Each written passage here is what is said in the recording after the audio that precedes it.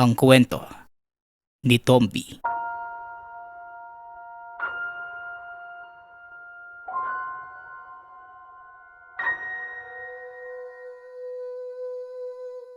Sa edad na 20, naging sandalan ng pamilya si Neryo. Sa 6 na magkakapatid, siya lang ang naghahanap buhay para sa pamilya. Mula nang iwan sila ng mga magulang. Elementarya pa lang noon ang binata. Pinanindigan na niya ang pagiging magulang sa mga maliliit na kapatid. Naiwan man, pero hindi sila nagutom ni minsan. Halos lahat ng hanap buhay, mapabukid man o dagat ay pinasok na ni Neryo. Sa murang edad, malakas ang loob na ginampanan ni Neryo lahat ng tungkuling dapat sana para sa mga magulang. Napadami naman yata ang kawit na ginawa mo. Tsaka balita ko, nakarami ka daw kahapon ah. Baka pwedeng patuwa ka naman dyan. Ang sipag mo talaga. Siguro, masarap maging kapatid mo no? Wika ni Kiko. Nako, ayang ka na namang Kiko eh. Puro na lang inom ang inaatupag mo. Abay bakit hindi mo gayahin itong sineryo? Tignan mo, kahit sa murang edad, madiskarte. Hindi kagaya mo na magaling lang tumagay. Tugon ni Buning. Kaya mo na pre. O ito, kahit 2 galon pa, tatagay tayo. Mukhang kailangan ko ng pangtulak eh. Naiisip kong managat doon sa sinasabi nilang isla ng puting buhangin. Ayon sa mga nakausap ko, maraming uri ng alimasag doon. Kaso, alam nyo na, usap-usapan na mayroong kakaiba sa isla na yun eh. Buong buhay ko, di pa ako nakarating doon. Kaya nga pinaghahandaan ko eh. Wika ni Neryo. Habang nagkukwento, nilatag na ng mga kaibigan ang lamesa na tatagayan. Isa-isa namang naglapitan ng iba pa nilang kaibigan nang makita ang mahabang mesa na nilagyan ng tuba at pulutan. Meron namang nakisabat sa usapan ng dalawa patungkol sa isla ng puting buhangin. Maganda managat sa gilid ng isla Banban, lalo pa kung bilog na bilog ang buwan. Pero kailangan malakas ang loob mo dahil hindi basta ang isla na sinasabi nyo. Isla ito ng mga engkanto. Marami ang nagsasabi kung pupunta ka doon kailangan matapang ka. Dahil sa oras na maramdaman nilang may takot ka, lalo ka nilang tatakutin. Pero kung makitaan ka nila ng kalakasan, mabibigyan ka ng gantimpala. Wika ni Lolo Bensoy. O yun na naman si Lolo Bensoy. Mula na naman yan sa... mga istorya ni Ulang Kemoy. Drama yan sa radyo eh. Biro ni Kiko. Ikaw talaga Kiko. Puro kakalokohan eh.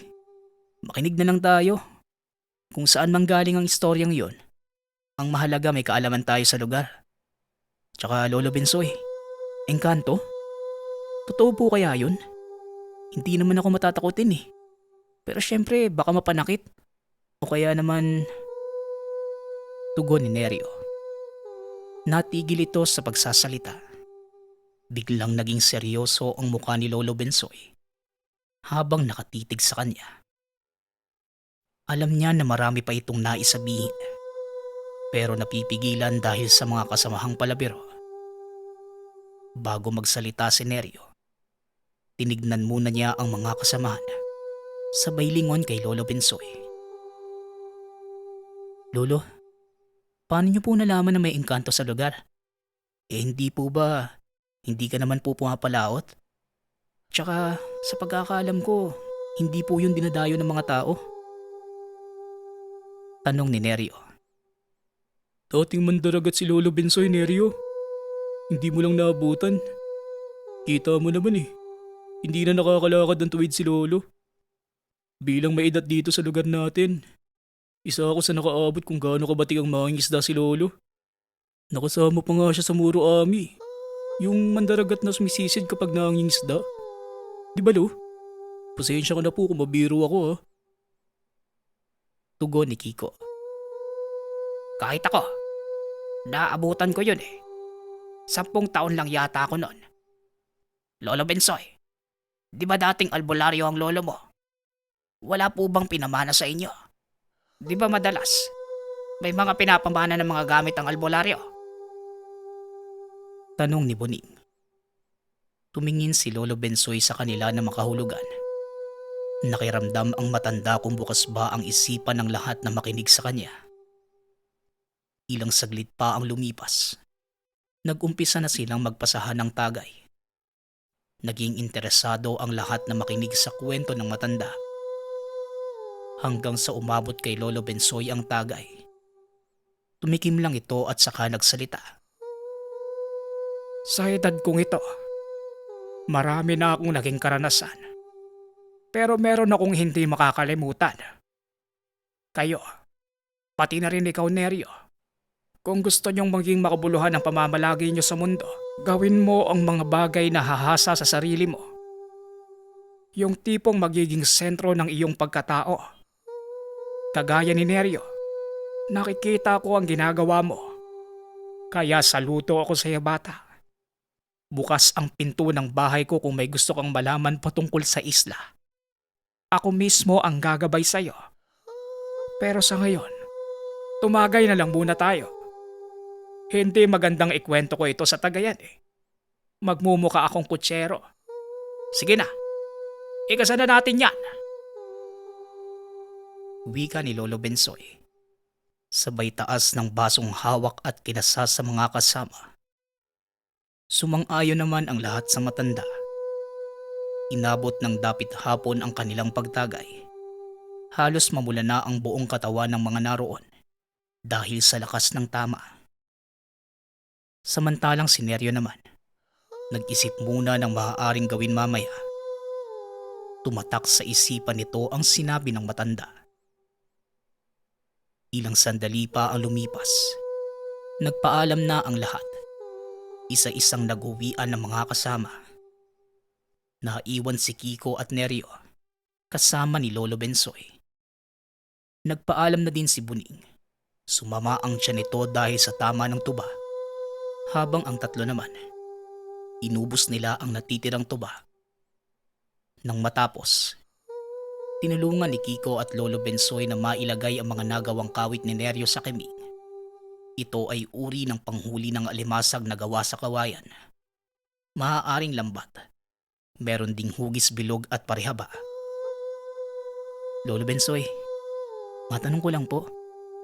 Ano po ba ang mangyayari kung ngayon po ako maglatag ng mga keming? Susubukan ko lang po naman. Ilalagay ko lang. Magmamatsyag po muna ako sa palibot ng isla. Tanong ni Neryo. Ikaw, kaya mo pa ba? Nakainom ka na, Neryo. Mahirap magpalaot kung... Natigil si Lolo Bensoy sa pagsasalita. Kaya ko po. Pero syempre, ang sabi niyo po, tuturuan niyo ako eh. Wala na pong tao. Tayo-tayo na lang, Lolo Bensoy. Tsaka si Kiko mukhang matutulog na sa gilid eh.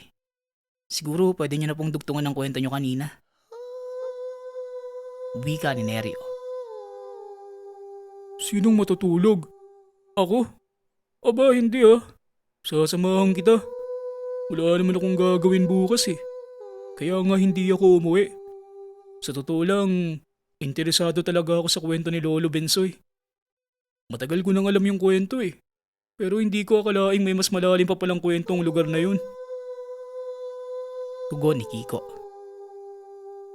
Napahinga ng malalim ang matanda. Ramdam niya kung gaano kaseryoso ang dalawa. Napatango lang si Lolo Bensoy. Tumayo ito at may dinukot sa bulsa. Ayon sa matanda, isa itong uri ng panaming. Dagdag pa ni Lolo Bensoy, magagamit ito sa oras na may mangyaring hindi maganda sa nagtatangan. Lolo, mukhang itlog lang pugo ang itsura niyan ah. Saan niyo po ba yung napulot? Tsaka para sa naman yan? Tanong ni Kiko. Hindi nito mapigilan na matawa. Akmang hahawakan sana ni Kiko ang tangan. Pero bigla itong pinalo sa kamay ng matanda. Ibinalik ni Lolo Bensoy ang panaming sa bulsa. Habang si Neryo naman, natawa ito dahil sa nakitang reaksyon ni Kiko. Bigla namang naging seryoso muli ang matanda at naupo sa harapan ng dalawa.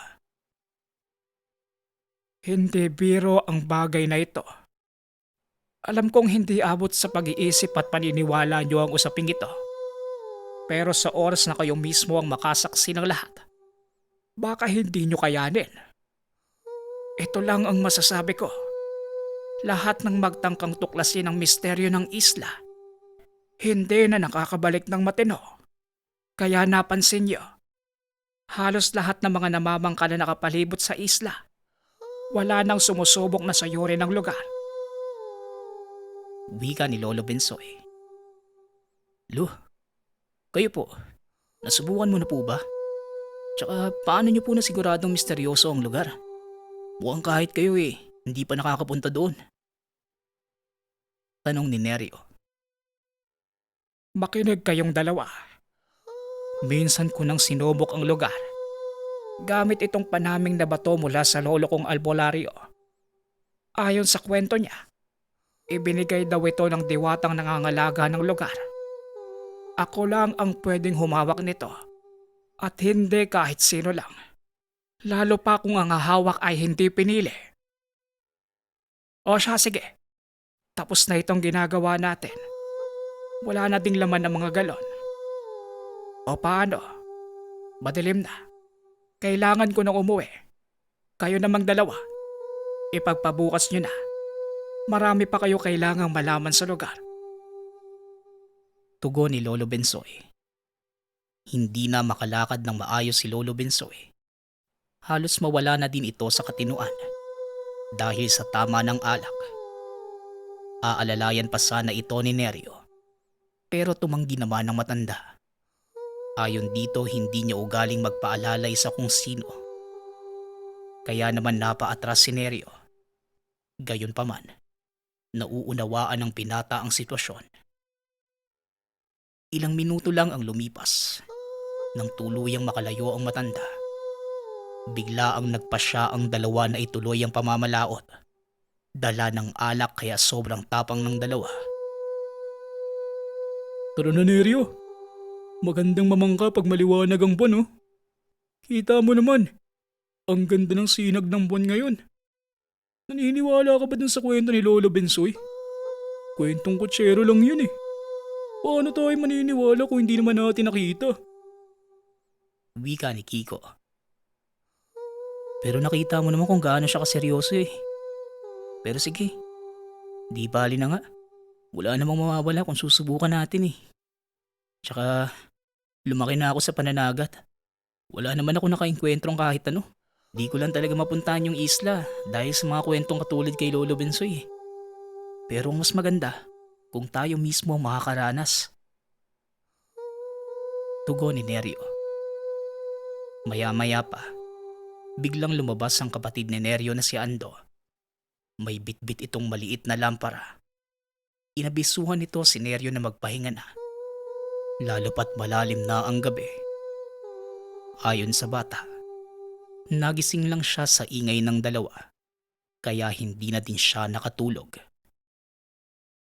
Pasensya na, Ando ah. Sige na, mauna na kayong matulog. Hindi na kami mag-iingay. Kiko, sige na. Di talaga matutulog ang mga yan hanggat andito tayo. Magligpit ka na. Patutulugin ko lang ang mga kapatid ko. Maya-maya alis na rin tayo.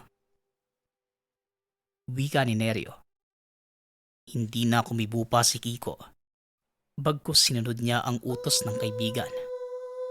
Samantalang inalalayan ni Neryo ang kapatid papasok ng tahanan. Binalik niya papasok sa kwarto ang bata para makapagpahinga.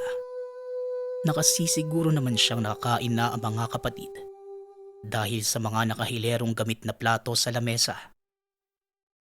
Madalas, siya pa ang nagliligpit ng lamesa dahil pinapatulog niya na maaga ang mga kapatid. Lalo pa kung aalis ito para pumalaot. Sinisigurado niya munang tulog na ang mga ito. Nang sa ganon hindi siya hanapin ng bunso. Lalo pat hindi makatulog si Ando kapag wala siya.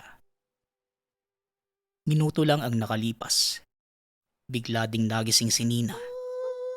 Inalalayan siya nito lalo pat alam ng kapatid na aalis siya para pumalaot. Ayos na kuya. Ako na ang bahala sa kanya. Narinig ko naman po ang pag-uusap niyo eh. Mag-iingat kayo ah. Tsaka huwag kang mag-alala. Kaya ko na po. Tulog na din naman si Juan at Tando eh. Sige na po kuya. Wika ni Nina. Maglalatag lang ako ng mga kiming. Bago lumubog ang buwan, nandito na ako. Ikaw din. Magpahinga ka na. Maaga pa ang pasok niyo bukas. Tugon ni Neryo. Napatango si Nina sa bayakap kay Ando. Isang kwarto lang ang bahay nila Neryo. Lahat sila ay natutulog sa iisang kama. Madalas, sa labas na natutulog si Neryo. Habang lumalaki ang mga kapatid, hindi na sila nagkakasya sa higaan, lalo pat 6 silang nagsisiksikan. Pero ganun pa man, ayon kay Neryo na sanay na silang magkakatabi. Dagdag pa ng pinata, mas nababantayan niya ang mga ito kapag nasa iisang kwarto. Sa kabilang banda, halos gabi-gabi naman namamalaot ang binata. Bumabalik lang ito bago pa sumikat ang araw. Siya pa ang nag-aayos sa mga kapatid para makapasok sila sa paaralan. Kahit gaano kahirap ang buhay, hindi yon alintana ni Neryo. Ang panalangin lang niya maging maayos ang kinabukasan ng pamilya. Lahat ay kakayanin para lamang sa kanila. Ilang sandali pa ang lumipas, lumabas na si Neryo. Dala ang sagwa na titak. Meron pa itong panali para sa kiming. Aba, tara na. Itinali ko na lahat para isang buhatan na lang. Medyo mabigat pero... Wika ni Kiko. Tara na. Huwag na tayo magingay. Ito, ikaw magdala ng sagwan. Ako na dyan sa itak. Kailangan na nating magmadali. Malalim na ang gabi oh. Tugon ni Neryo. Nagulat si Kiko nang buhati ni Neryo ang bungkus ng kiming ng walang kahirap-hirap. Namangha siya sa lakas nito. Hindi niya inaakala na kahit ganun ang katawan ni Neryo, tila mas malakas pa ito sa kanya. Hindi naman malayo ang dalampasigan kung saan naroon ang pangkang gagamitin nila. Hindi alintana ni Neryo ang dala. Mabilis din itong naglakad habang si Kiko naman natatalisod pa habang nakasunod sa binata. Mabilis na inayos ng dalawa ang lahat. Maging ang mga kiming, tila gamay na ni Neryo kung paano magsalansan. Habang si Kiko naman, hindi alam kung saan hahakbang lalo pat may tama pa ito ng tuba. Sa unang pagkakataon, makakasama si Kiko sa pamamangka. Hindi niya lubos sa kalain na magiging kapanapanabik ang paglalayag. Wala man silang sulo, pero maliwanag ang buwan ng mga oras na yon. Demotor ang bangkang gamit nila, pero pinaupo niya si Kiko sa unahan para may taga-sentro ng bangka. Makalipas ang halos 1 oras, narating na nila ang isla. Nakakasigurado si Neryo na ito na ang lugar. Napansin niya ang puting buhangin sa dalampasigan. Napakaganda naman di. Biglang nahinto ang sasabihin ni Kiko. May nakita siyang tao sa dalampasigan. Tila naghihintay ito sa kanila. Pre, nakikita mo ba? Diba ang sabi nila walang nakatirang tao dito? Tanong ni Kiko. Namamalikmata ka lang pre.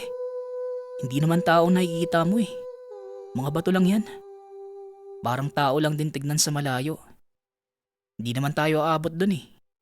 Dito lang tayo maglalatag ng kiming sa palibot ng isla. Ihilera lang natin at bukas na natin balikan.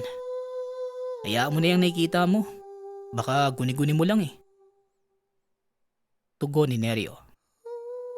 Habang inaayos ng binata ang mga kiming, hindi nito maiwasang mapatingin din sa lugar na sinasabi ni Kiko. Noong una tila bato lang ang makikita, pero hindi naglaon. Naging porma itong tao at kumakaway pa sa kanya. Kinilabutan si Neryo. Samantalang tila nawala na sa katinuan si Kiko. Tumayo ito sa dulo ng bangka na tila may inaabot. Biglang nagsilaglagan ang mga kiming dahil kay Kiko. Nagulat si Neryo na magtalsikan ang mga nakakarga sa bangka. Muntik pa itong mapasigaw ng palundag na sana sa tubig ang kaibigan. Hanggang sa tuluyan ng nahulog ang mga karga nilang kiming dahil sa galaw ni Kiko.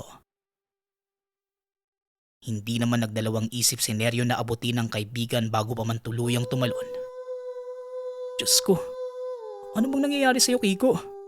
Pre, gising! Hoy! Wika ni Neryo. Pero patuloy lang sa pagpupumiglas si Kiko na para bang may inaabot.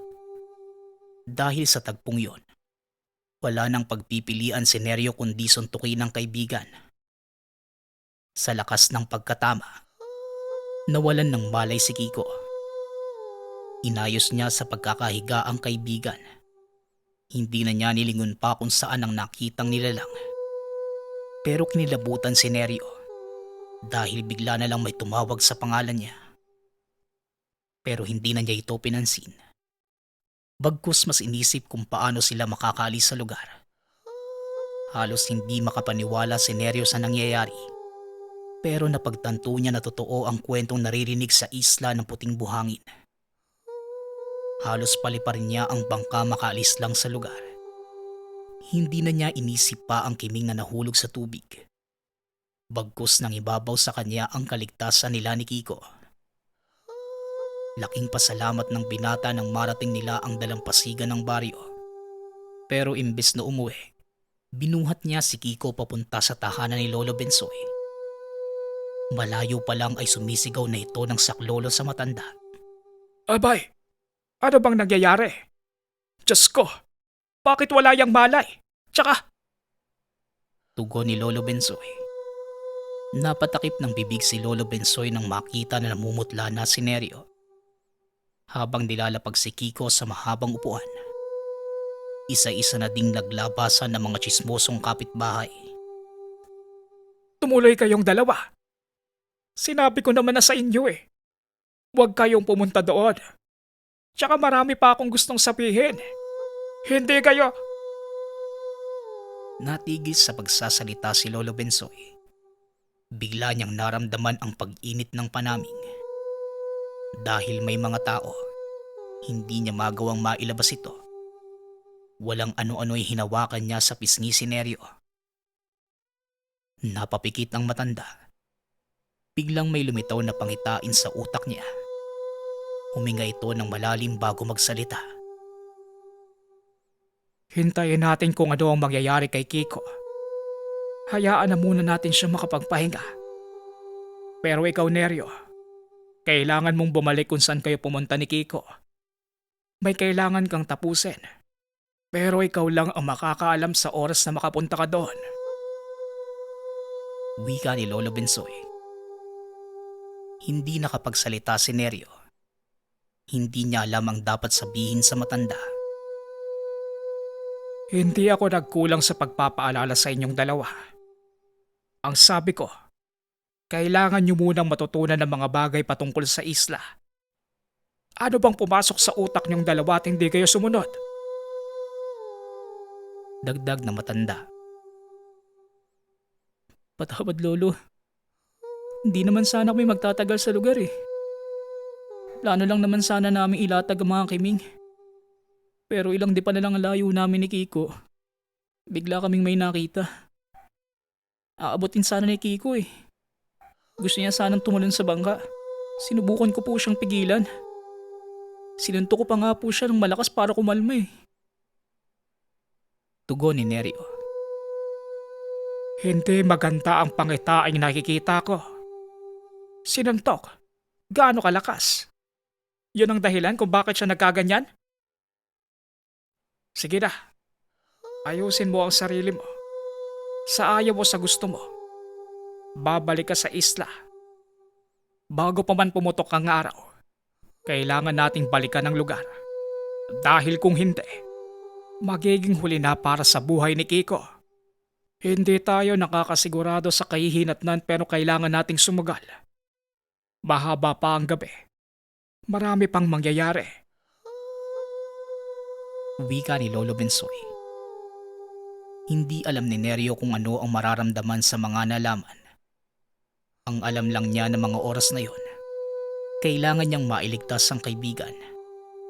Lalo pat isa ito sa dahilan kung bakit nangyari ang lahat, maging ang pagkawala ng malay ni Kiko. Ilang sandali pa, tumayo na si Lolo Bensoy para maghanda.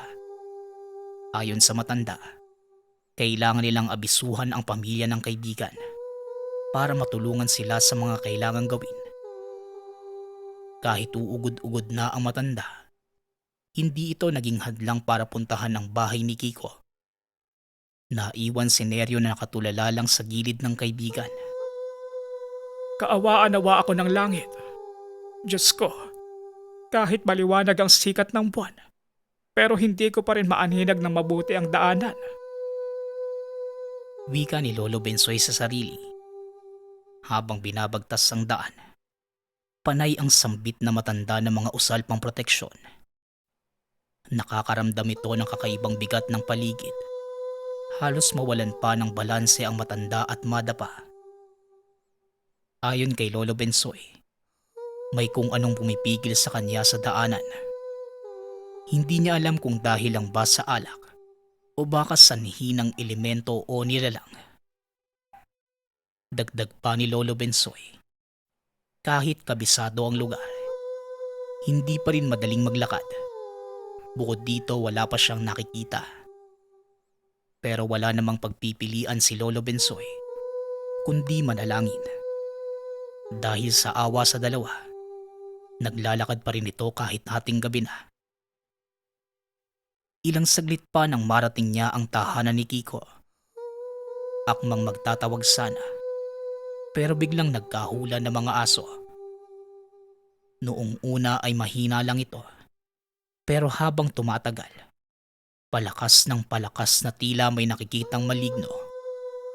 Nagtagal pa ng ilang minuto ang paghihintay ng matanda. Pero dahil sa ingay ng mga aso, nagising naman ang ina ni Kiko. Sino yan? Ano bang kailangan mo? Sa ganitong oras nang bobolaho ka pa. Shh! Bantay! Huwag kayong maingay! Wika ni Nanay Loleng. Loleng, ako ito. Magmadali ka't may nangyari kay Kiko. Pagpasensyahan mo na kung naistorbo ko ang pagpapahinga mo. Tugon ni Lolo Bensoy mula sa labas ng tahanan. Kaya pala umaalulong ang mga aso. Ikaw pala yan, Bensoy. Nakikita mo pa ba ang daanan? Si Kiko, ano na naman ang ginawa niya? Sandali lang. Wika ni Nanay Loleng. Kumuha lang ito ng balabal pang proteksyon laban sa hamog. At sumunod na kay Lolo Bensoy kasama si Bantay, na panay ang angil sa tuwing lalapit ang matanda. Bantay, hindi mo kilala si Lolo Bensoy. Ang ingay mo kanina pa. Tama na yan. Nakakairita ka na sa tenga. Wika ni Nanay Loleng. Napatingin lang ang aso na tila naiintindihan ng sinabi ni Nanay Loleng. Hindi naman malayo ang lugar. Halos ilang bahay lang ang pagitan ng nilalakaran. Habang papasok sa bakuran, tila may iniiwasan na kung ano si Bantay, kasabay ng pagtahol na tila may kinakalaban. Naloko na. Nasundan sila. Magmadali tayo, Loleng. Wika ni Lolo Bensoy. Pagbukas pa lang sa pinto ng tahanan, biglang napaatras si Lolo Bensoy. Ramdam niya ang kakaibang presensya sa loob. Habang si Nanay Loleng naman, kaagad pinuntahan ng anak na nakahantusay sa papag. Samantalang si Neryo naman, nawala na din ang malay sa tabi ng kaibigan. Napansin din ni Lolo Bensoy ang mga nagkalat na buhangin. Ano bang nangyayari, Lolo Bensoy? Puting buhangin. Saan sila galing? Tsaka bakit wala silang malay? Tanong ni Nanay Loleng. Kailangan na natin ng tulong, Loleng. Kahit may kaalaman ako, hindi ko ito kakayanin. Lalo pat hindi ko alam kung ano ang nangyari sa dalawa. Ilang oras na lang, sasapit na ang 3:00 ng madaling araw. Ang oras ng mga engkanto at kakaibang nilalang. Kailangan na natin kumilos bago pa maging huli ang lahat. Tugon ni Lolo Bensoy. Inayos ni Nanay Loleng at Lolo Bensoy ang pagkakahiga ng dalawa. Kumuha ng pamunas ang matanda para malinisan ang nagkalat na puting buhangin na nakadikit sa katawan ng dalawa. Habang pinupunasan si Neryo, bigla itong napaungol. Tila takot na takot habang nakapikit ang mga mata at biglang sumigaw at nagmamakaawa. Pakiusap, lumayo kayo. Kiko, pre, tumayo ka dyan. Tara na, hindi tayo sasama sa kanila. Wika ni Neryo sa panaginip. Neryo! Neryo! Diyos ko, lumabang ka. Huwag kang matakot.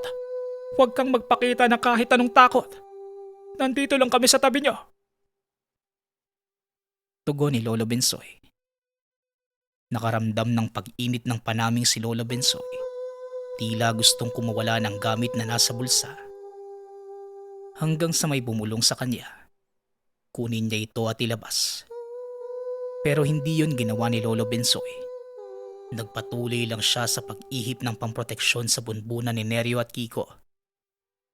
Bala ko sanang bumalik sa lugar na pinuntahan ng dalawa. Pero hindi ko na kaya pang maglayag. Lalo pat matanda na ako, Loleng. Sino bang pwede nating tawagin? Tanong ni Lolo Bensoy. Humingi na lang tayo ng tulong sa kapitbahay bago pa maging huli ang lahat. Hindi natin kakayanin dahil sa edad natin. Ang mabuti pa, magpauso ko na lang muna ng kamangyan. Pagtabo yon sa mga elementong nanggagambala sa kanila. Ako na ang bahalang humingi ng saklolo. Tugon ni Nanay Loleng.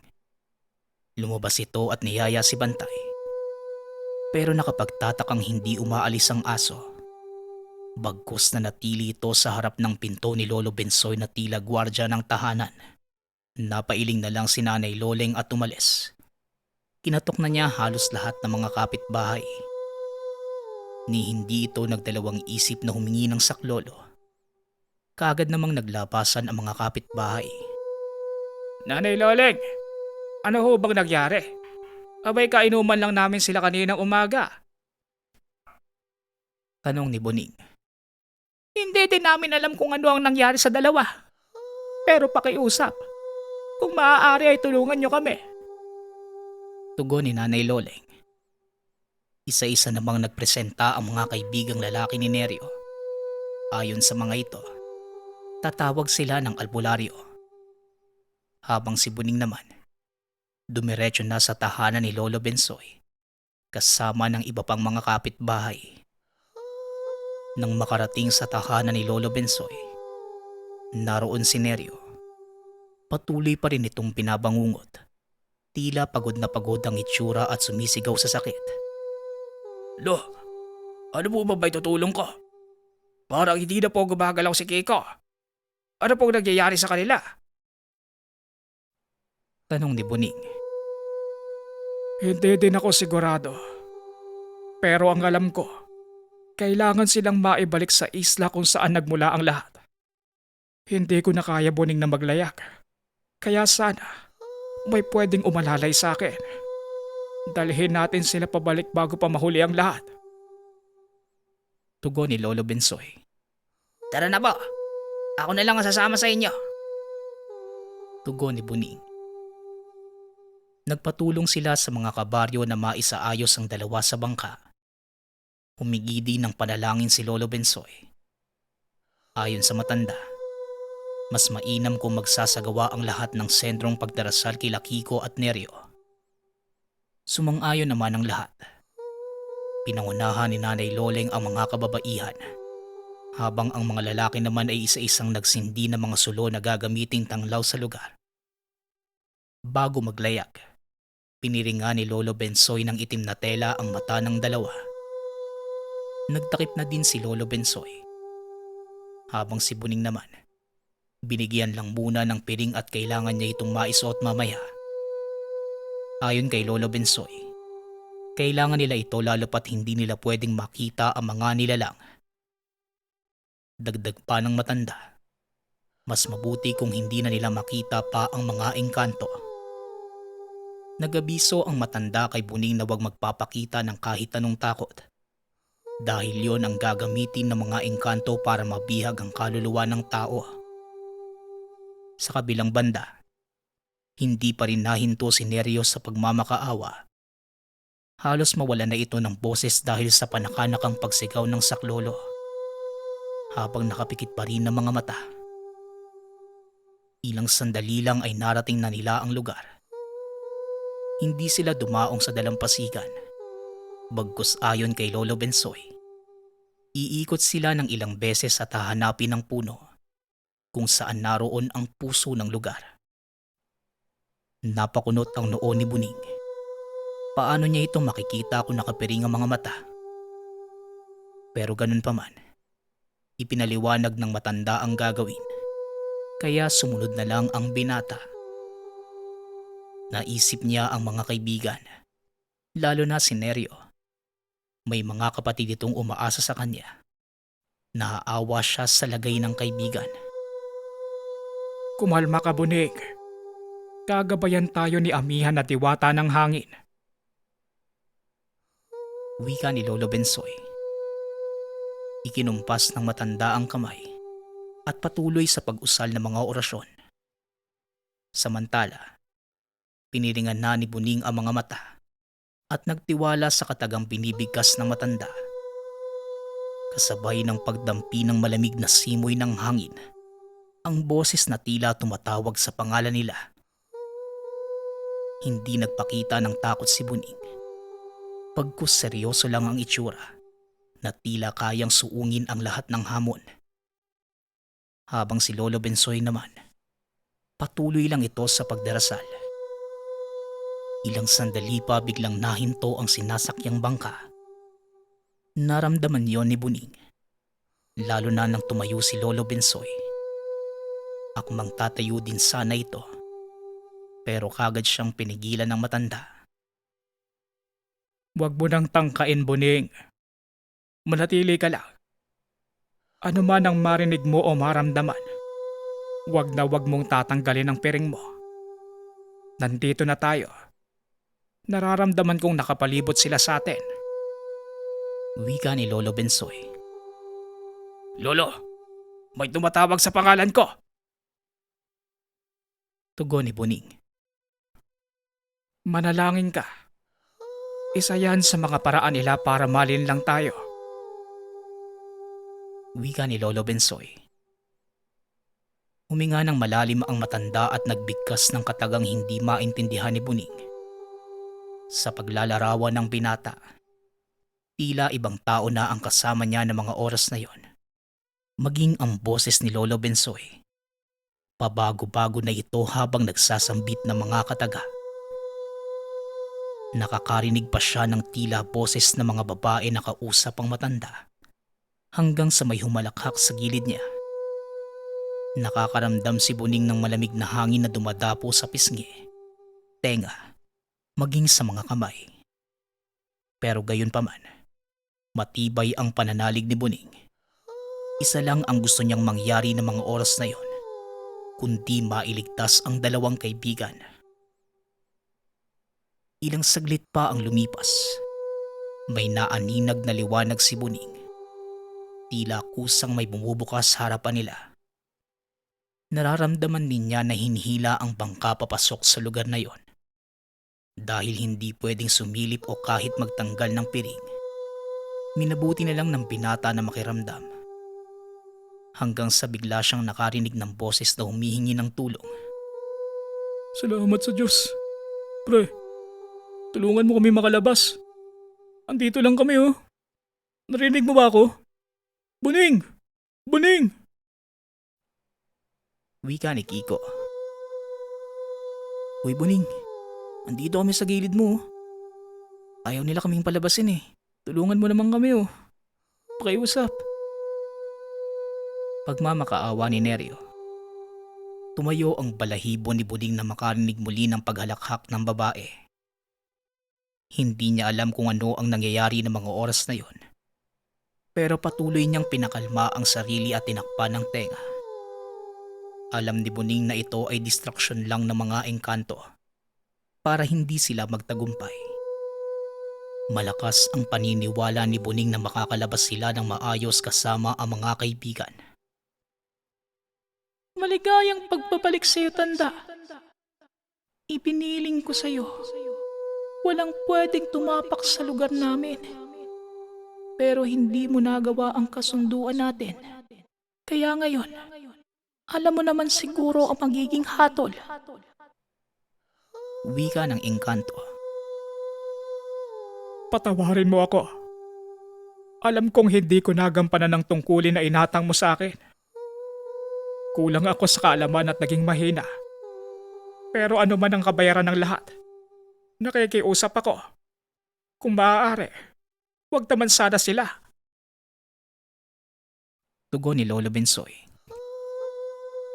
Noong una pa lang kitang nakita at pinagkalooban ng tangan, hindi mo kayang gampanan ng responsibilidad mo dahil hindi ikaw ang ama mo.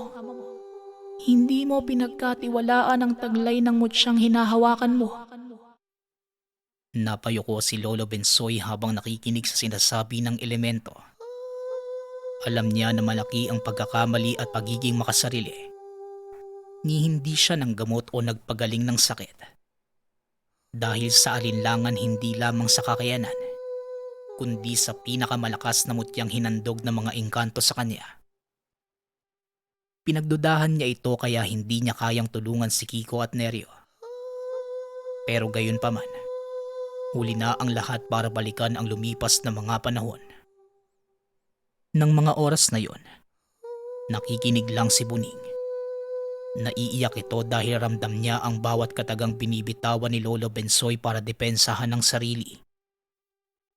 Hindi nagtagal. Hindi na napigilan ni Buning ang sarili. Sumali na ito sa usapan ng dalawa. Kung sino ka man, at dito kami para tulungan ang dalawa naming kaibigan. Kung mamarapatin nyo, pati po ako humihingi din ng kapatawaran. Sabat ni Buning. Nabaling ang atensyon ng engkanto kay Buning. Lumapit ito sa kanya at tinitigan siyang mabuti. Malakas at malinaw ang pag-iisip. Katangian na dapat meron ng lahat. Magpakilala ka, lalaki. Kung sakali bang sabihin ko ang kondisyon sa pagpapagaling sa mga kaibigan mo, tatanggapin mo ba? O isa ka lang din tao na hangal at nagtatapang-tapangan?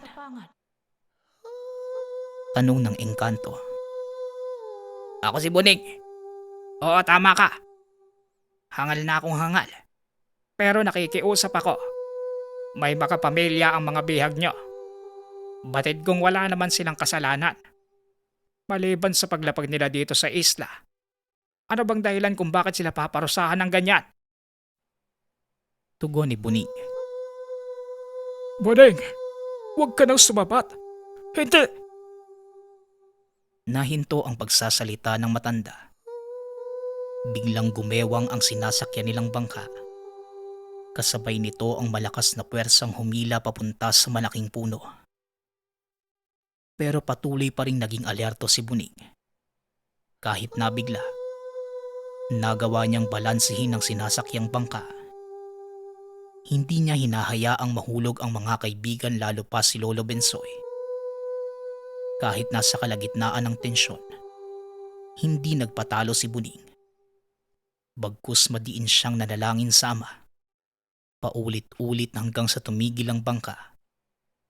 Samantalang si Lolo Bensoy naman, nakahawak sa atangan ng bangka habang nanginginig sa takot. Ilang saglit pa ang lumipas.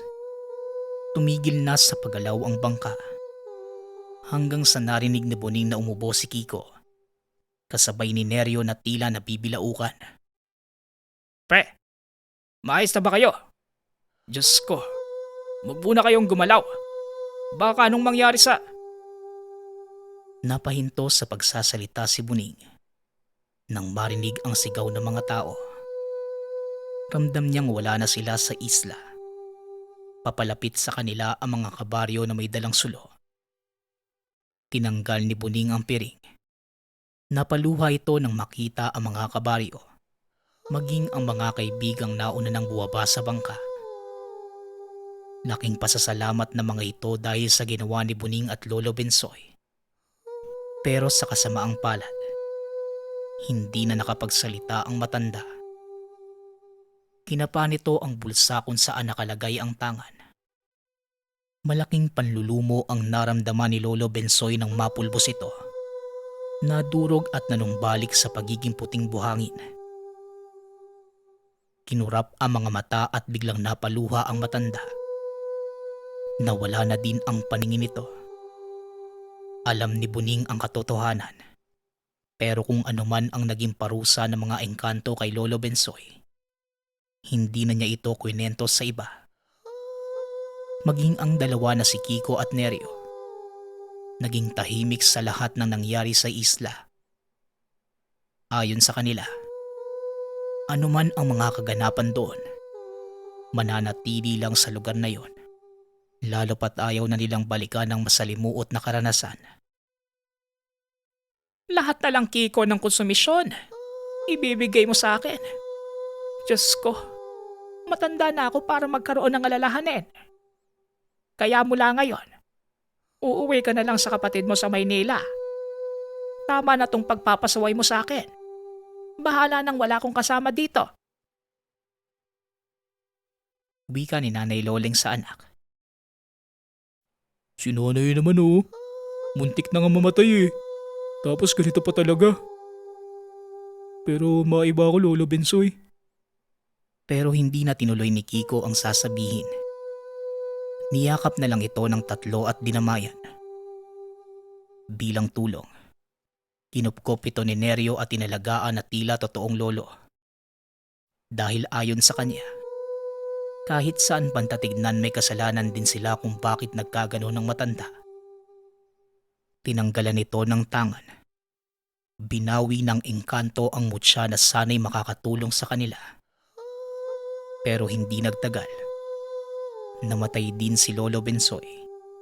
Sa pangkasulukuyan, nanatili na wala pa ding nakatira sa isla. Nailahad ang kwentong ito ng kapatid ni Neryo na si Ando. Nagpasalin-salin na lang ang istorya. Ang karanasan ng magkakaibigan sa isla ng puting buhangin.